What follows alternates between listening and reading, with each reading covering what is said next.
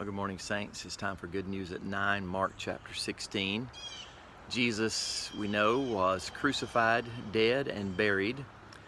And in Mark chapter 16, there are those who claim that they have seen Jesus, that he is in fact alive, and they report what they have seen. So there are those who hear that and they don't believe them. They just simply refuse to believe that Jesus is alive. So what do we learn from this? Well, we learn that we report and others decide. We report what we have seen, what we have heard, what our walk with Jesus has been like, and then we leave the rest to Jesus. We can't make anyone believe, so we report and they decide.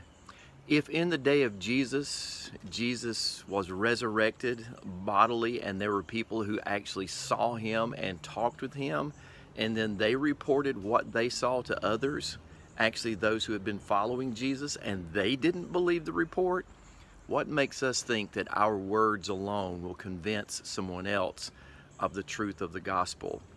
So what we are bound to do is obey what we read, walk with Jesus closely, and then we simply report what we have seen and heard.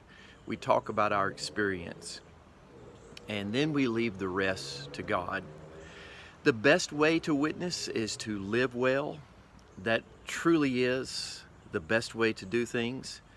We may use a lot of words in talking with other people, but the reality is if our life matches our words, if our words and our life are synonymous, then they are much more likely to believe the gospel. So the best witness is a life well lived. We report, they decide, but we report primarily through living well according to the gospel. You know what I say, get her done.